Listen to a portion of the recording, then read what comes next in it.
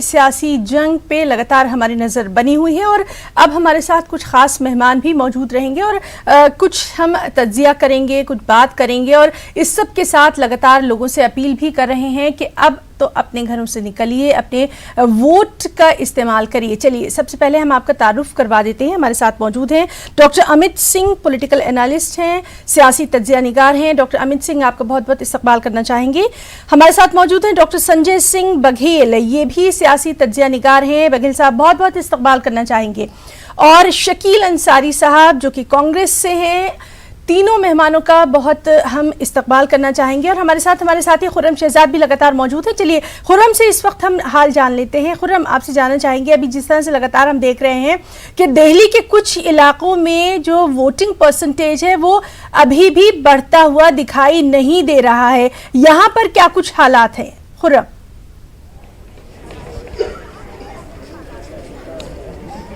देखिए, यहाँ पर भी मैं काफ़ी देर से हूँ और काफ़ी सारे वोटर्स यहाँ पर, ये हौजरानी का इलाका है, मालवीय नगर असेंबली हल्का है। यहाँ पर देखेंगे कि यहाँ से जो वोटर्स अभी यहाँ तक खड़े हुए थे, जिनसे हमने काफ़ी देर पहले बात की थी, वो वोटर्स अभी भी यहीं पर मौजूद हैं। तो कुल मिलाकर हम कह सकते हैं कि प्रोसेस जो है वोटिंग का वो काफ़ी स्लो है।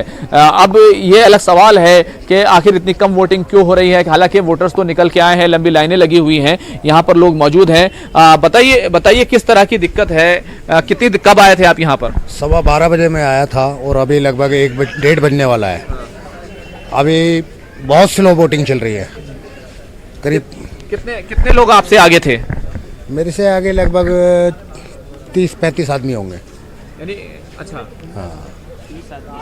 आप बताइए भाई, आप कितनी देर से यहाँ पर लाइन में आप बताइए कितनी देर से लाइन में लगे हुए हैं? मैं 1:45 बजे आया था। हाँ। तो जब से ही बस देख रहा हूँ, मतलब कब नंबर आएगा। यहाँ का मुद्दा क्या है, यहाँ के सवाल क्या है, यहाँ का इशू क्या है? सर पता नहीं, पहली बार ऐसा हो रहा है कि मतलब इतना टाइम लग रहा है वोटिंग डालने को। कह रहे हैं मशीन स्लो चल रही है, कुछ हो रहा है। चुनाव को लेकर तरह तरह की बातें हुई, वादे किए गए, यहाँ आप लोग क्या चाहते हैं, मुद्दे क्या हैं आप लोगों के जिन पे काम होना चाहिए? सर काम तो वैसा हुआ है यहाँ पे, तो सोमनाथ भारती जी ने करवाया, स्कूल मतलब अच्छे करवा दिए और बाकी हॉस्पिटल में मतलब कोई प्रॉब्लम नहीं होती है इतनी जाने में। ऐसी पर्ची मतलब नंबर आ जाता जल्दी। आप बताइए भाई, आप बताइए क्या मुद्दा है इस इलाके का, क्या काम है, क्या सोच रहे हैं, कैसी सरकार चुनना चाहते हैं? बच्चों लोगों का पढ़ाई सही हो रहा है और सही होना चाहिए, और पानी बिजली सब सही है, और साफ सफाई पे ध्यान, और हॉस्पिटल में भी इलाज सही चल रहा है अरविंद केजरीवाल के राज में। बाकी और आगे तरक्की होना चाहिए। बिल्कुल। आप कितनी देर पहले यहाँ पर लाइन में लगने आए थे और कितनी देर पहले? आधे घंटे। क्या मुद्दा है आपका, किस चीज के लिए वोट करने आए हैं, क्या सोच रहे हैं आप? केजरीवाल को वोट डालना है। अरे नहीं, क्या मुद्दा है आपका, क्यों आप आखिर किसी पार्टी को भी कोई वोट दे रहा है तो क्यों दे रहा है? क्यों दे रहा, काम करवा रहा है, हमारे वोट दे रहे हैं। अगर क्या काम करवा रहे हैं? क्या काम करवा रहे हैं? स्कूल के ले लो, पानी का, बिजली का, सबका बढ़िया है। तो है ना, देखिए ये तमाम लोग हैं, बिजली, पानी और जो लोकल मुद्दे हैं, उन लोकल मुद्दों को लेकर के ये सारे लोग यहाँ पर वोट कर रहे हैं। कुछ खवातीन भी हैं, अगर वो हमसे बात करना चाहे, वो बात करना नहीं चाहती। आमतौर से खवातीन थोड़ी सी अलग रहती हैं, लेकिन लगातार हम बात कर रहे हैं और जहाँ जहाँ पर आप मौजूद हैं वहाँ के वोटर का मूड भी हम जानने की कोशिश कर रहे हैं। खुर्रम, कुछ देर बाद फिर हम आपसे राब्ता ज़रूर कायम करेंगे। फिलहाल के लिए हम आपका शुक्रिया अदा करना चाहेंगे, बहुत देर से आप हमें तमाम तर अपडेट दे रहे हैं और हमारे साथ जो खास मेहमान मौजूद हैं, चलिए उनका अब हम रुख करेंगे। डॉक्टर अमित सिंह, सबसे पहले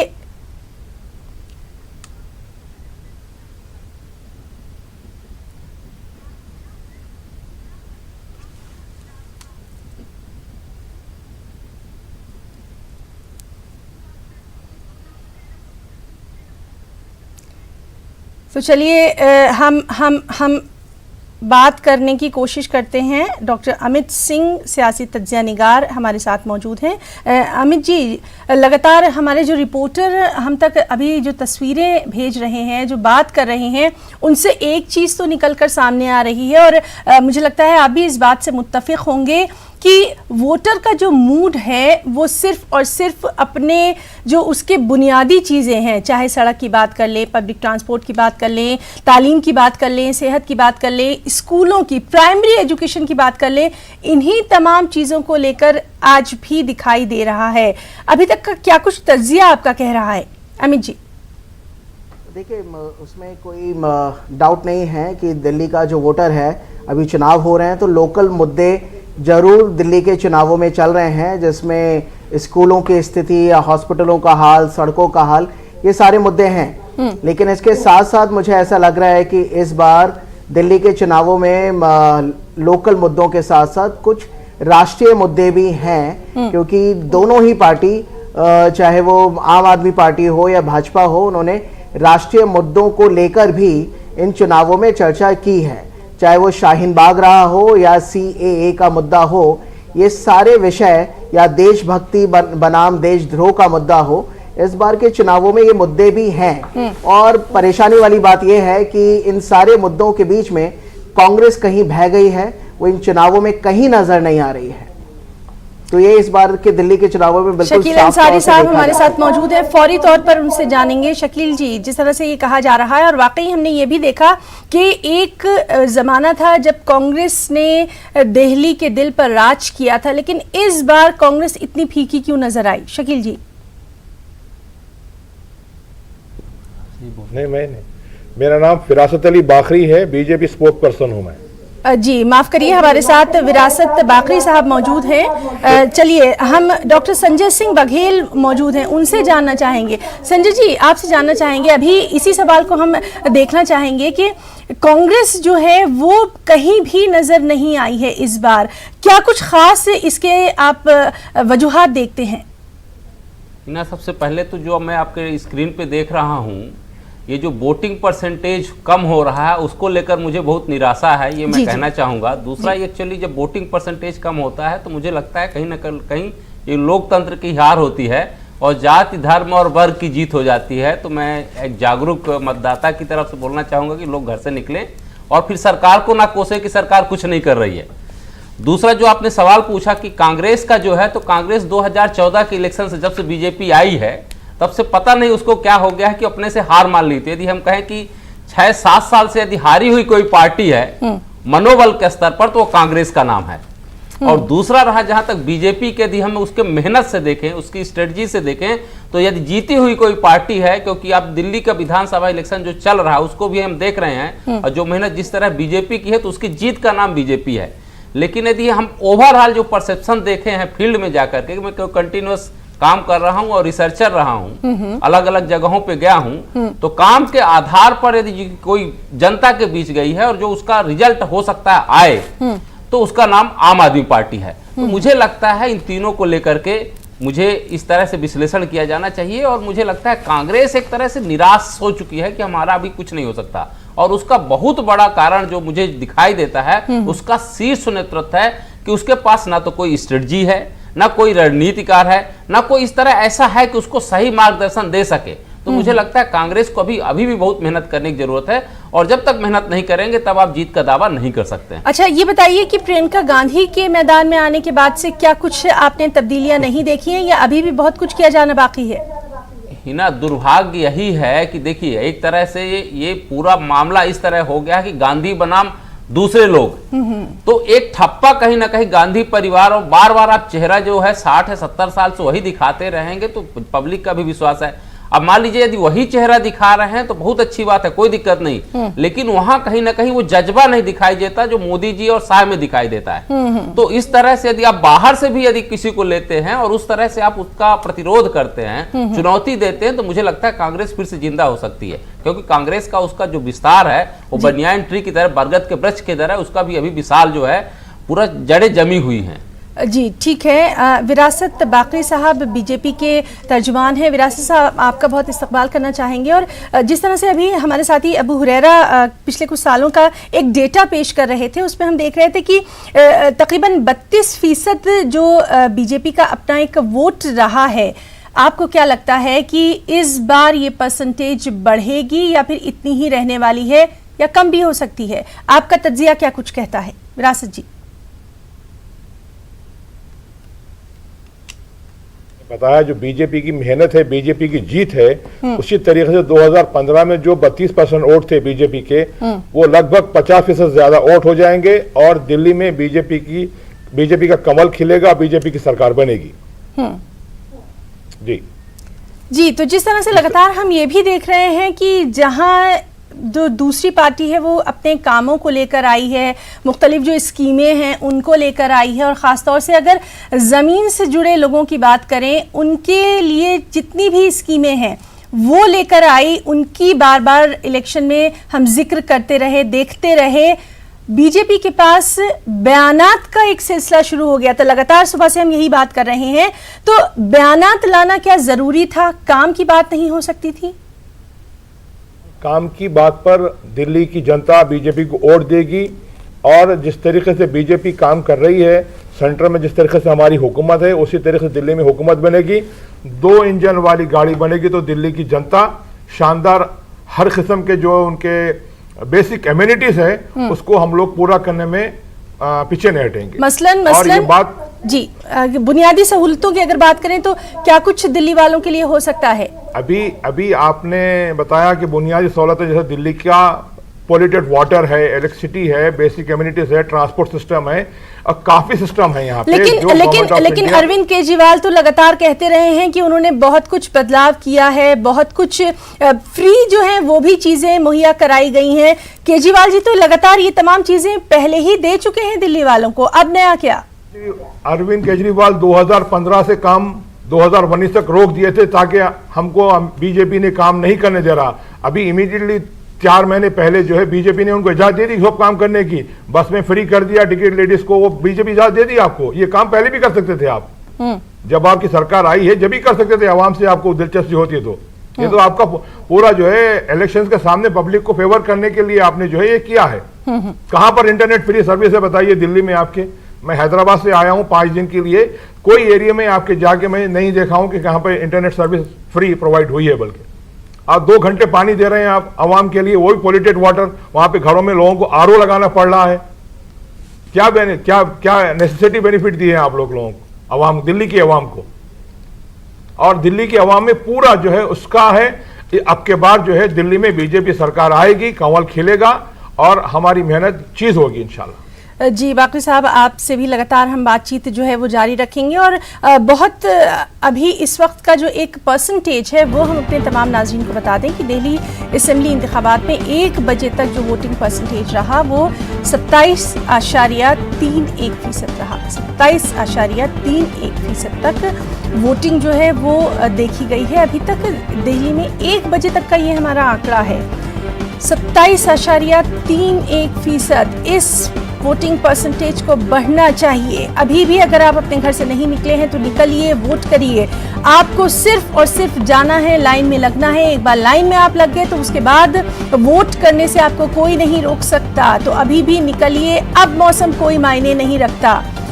अगर सरकार से आपको सवाल करना है, अपनी चीजें सामने लानी है, तो आपको अपना एक एक वोट देना पड़ेगा, अपने वोट की कीमत जो है वो समझना पड़ेगी। तो न्यूज़ 18 लगातार तमाम अपने नाज़रीन से कह रहा है कि अभी तक 1 बजे तक जो वोटिंग फीसद 27.31 है उसको बढ़ाइए, रिकॉर्ड वोटिंग करिए। अभी भी निकलिए, ना सिर्फ खुद निकलिए बल्कि अपने आसपास जो आपके लोग हैं, आपके साथी हैं, घर वाले हैं, सबको लेकर जाइए।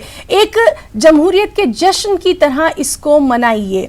हमारे साथ हमारे खास मेहमान मौजूद हैं। विरासत बाकरी साहब, आपसे ही हम जानना चाहेंगे क्योंकि लगातार हम यही बात कर रहे हैं कि कामों की बुनियाद पर आखिर वोट क्यों नहीं मांगा जा रहा, और ख़ासतौर से क्योंकि अक़लियतों से आप जुड़े रहे हैं, तो अक़लियतों के लिए क्या खास जो है वो बीजेपी के पास है? क्योंकि ये तो आप बहरहाल मानेंगे ही कि कहीं ना कहीं एक खास नाराजगी जो है वो देखी जा रही है। इसको कैसे दूर किया जाएगा बाकरी साहब? की जो चल रही है नाराजगी को दूर करने के लिए हम काफी कोशिश कर रहे हैं, मगर ये लोग पॉलिटिकली माइनॉरिटी के लोगों को जो है पॉलिटिकली जो है इनको मोटिवेट किया गया है। स्पेशली आपकी बात करूंगा दिल्ली की शाहीन बाग में जो इशू चल रहा है, ये जो पूरे माइनॉरिटी के खवातीन और बच्चे बैठे हैं इनको जो है मिसगाइड किया गया है बीजेपी के ताल्लुक से। तो गाइड करने के लिए कोई क्यों नहीं गया बाकरी साहब? गाइड करने के लिए भी तो किसी को जाना चाहिए। हमारे प्रधानमंत्री श्री नरेंद्र मोदी साहब, अमित शाह साहब, मुख्तार अब्बास नकवी साहब, रविशंकर प्रसाद साहब, ये लोगों ने खुल के हर मामले में बोला है कि ये चीज से आपका कोई ताल्लुक नहीं है, मुसलमानों को कोई ताल्लुक नहीं है, सीएए से हम किसी की नागरिकता देना चाह रहे हैं, किसी को लेना नहीं चाह रहे हैं। उसके बावजूद भी ये माइनॉरिटी के लोगों को समझ में नहीं आ रहा है। इनको जो है बाकायदा फंडिंग की जा रही है, बाकायदा ऑल ओवर इंडिया में, स्पेशली शाहीन बाग में हमारे पास ईडी की रिपोर्ट है 120 करोड़ से ज्यादा रुपए की फंडिंग हुई है। ये पैसा कहां से आ रहा है, किसका पैसा है? एंटी नेशनल एक्टिविटीज के लिए पैसा भेजा जा रहा है। हाँ, इसको आम आदमी पार्टी के एमएलए सपोर्ट करते हैं। इसको जी क्या चाहिए आपको? पूरे क्लियर पिक्चर आ गया है कि फंडिंग कहां से हो रही है एंटी नेशनल एक्टिविटीज के लिए। और हम चाह रहे हैं वहां से जिस तरीके से लोग बैठे हैं धरने पे, अपनी खुशी से धरना खत्म करें और जो है हुकूमत का साथ दें।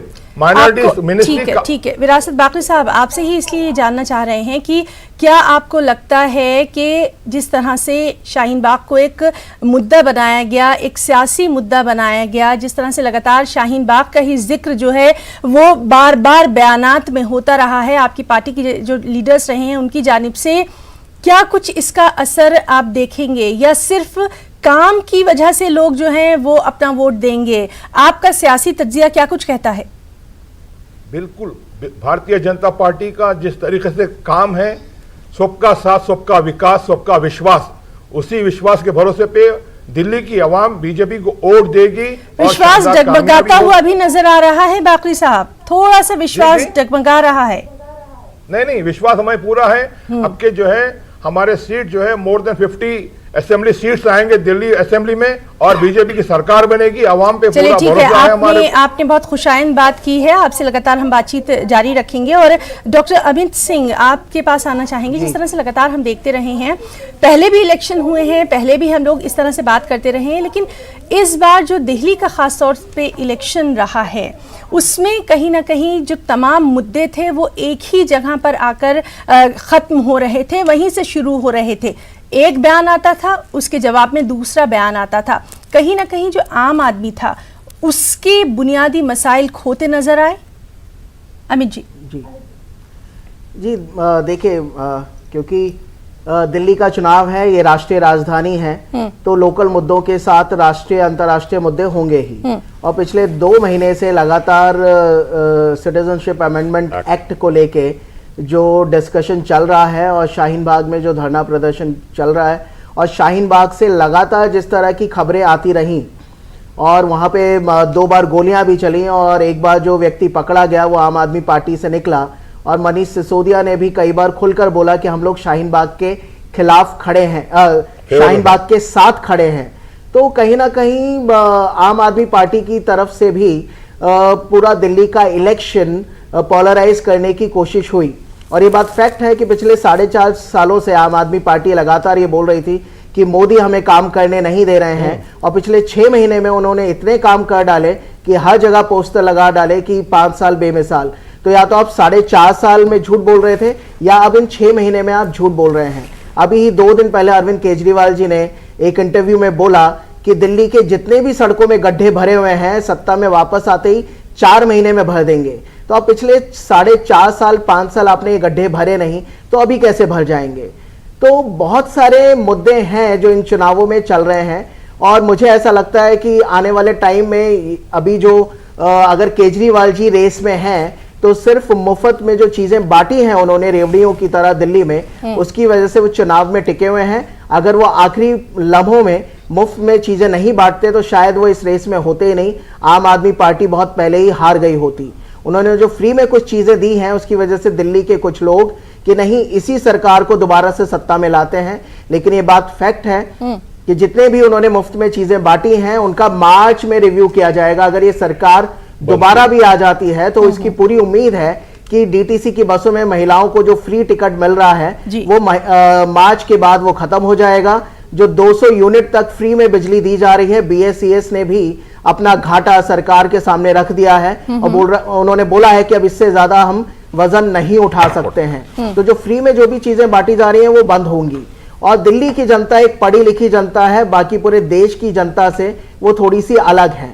और जिस तरह से पोलराइज करने की कोशिश हो रही है, चाहे वो शाहीन बाग के नाम पर ही क्यों ना हो। तो मुझे लगता है नतीजे ही बताएंगे 11 तारीख को क्या हुआ, लेकिन फिर भी मुझे ऐसा लगता है कि शाहीन बाग आम आदमी पार्टी के लिए भस्मासुर बनता जा रहा है। चलिए ठीक है, ये तो 11 को हम सब देखेंगे कि आखिर 11 को क्या कुछ होता है। दिल्ली वाले जो हैं वो किसको अपना वोट देते हैं। लगातार ईवीएम में जो उम्मीदवार हैं उनकी किस्मत का फैसला बंद भी होता जा रहा है। डॉक्टर संजय सिंह बघेल, आपसे जानना चाहेंगे, जिस तरह से लगातार हम बात कर रहे हैं, अगर हम आम आदमी की बात करें तो मोहल्ला क्लिनिक की बात की गई, उसके ऊपर एक बयान आ जाता है। बच्चों की प्राइमरी एजुकेशन जो है, इब्तिदाई तालीम, उसकी बात की गई, उसके ऊपर भी एक बयान आ जाता है। तो कहीं ना कहीं बयानबाजियों में उलझा हुआ नजर आया इस बार का पूरा दिल्ली चुनाव, जबकि दिल्ली चुनाव जो है वो बहुत कुछ तय करता है पूरे हिंदुस्तान के लिए। ये किससे पूछा आपने? संजय जी आपसे। अच्छा, मेरे से आप पूछ रही? संजय जी। अच्छा, ये जो देखिए जो है हिना, ये जो आपने पूछा है कि जो मोहल्ला क्लिनिक है, स्कूल हैं और इस तरह की चीज़ें हैं, कहीं ना कहीं बयानबाजी आ जाती है। तो मैं पहले, जैसे आपकी अभी कह रही थी कि देखिए कोई भी जनता आज जो जंगल में नहीं है और जो रिमोट गांव में नहीं है वो इन्फार्म है, हर एक चीज़ के मामले में इन्फार्म है। अब वो जनता अवेयर जनता है, पहले वाली जनता नहीं रही है जिसको आपको बहका करके कुछ आप बांट करके चीज़ें ले सकते हैं। क्योंकि मैं फील्ड में गया अभी पिछले 10 साल, मैं 5 साल से फील्ड में सर्वे कर रहा हूँ इंडियन डेमोक्रेसी और सोशल मीडिया के इम्पैक्ट पे। तो मैं अभी दिल्ली इलेक्शन में भी कई जगहों पे गया, केबल पार्क गया, जहांगीरपुरी गया, लाल बाग गया, संगम विहार गया, पालम गया, और जनता इतनी चतुर है। जो मैंने पूछा उनसे छद्म रूप से, कई बार तो ऐसा हुआ कि एक पार्टी का नेता वहां से कंपेन करके जा रहा है और पीछे पीछे मैं जाके अपना सर्वे कर रहा हूं कि भैया आपको क्या लगता है। तो जनता सीधे सीधे बोल रही है कि देखिए टोपी तो हम किसी का भी पहन लेंगे, वो कांग्रेस की आएगी तो उसकी भी पहन लेंगे, बीजेपी आएगी उसकी भी पहन लेंगे, आम आदमी पार्टी देगी तो उसकी भी पहन लेंगे, क्योंकि मुझे दुकान चलाना है, अपना व्यवसाय करना है और हमें यहाँ रहना है। तो हमें जो जैसा आएगा उसके हिसाब से चलेंगे, लेकिन वोट तो हम जो है उसी को देंगे जो काम कर रहा है। अब जैसे कि आपने कहा कि उन्होंने, जैसे अभी अमित भाई ने कहा कि 4.5 साल वो बोल रहे कि सरकार काम नहीं करने दे रही है, लास्ट के समय में कहा कि ये जो है इतना हमने काम किया है। तो ये दो तरह की चीजें हैं। बिल्कुल जो हमें कहें तो आम आदमी पार्टी एक तरह से बिना आइडियोलॉजी के और कंफ्यूजन की पार्टी है, अभी भी है, और उसका बहुत बड़ा कारण ये भी रहा है कि उसमें कोई मैच्योरिटी इसलिए नहीं हो पाई कि ये बड़ी पार्टी नहीं है और लंबे समय से नहीं काम कर रही है। तो धीरे धीरे कोई आदमी मैच्योर होता है, उम्र के साथ मैच्योरिटी आती है, तो मुझे लगता है आम आदमी पार्टी में भी आएगी, ऐसा नहीं है जी। तो बहरहाल हमारी ये बहस जो है, हमारा मुबाहिसा काफी दिलचस्प होता जा रहा है। हम तज्जिया कर रहे हैं कि किस तरह से जो मुख्तलिफ पार्टियां हैं, काम या बयान, दोनों चीजों पर हम बातचीत अपनी जारी रखेंगे। एक छोटा सा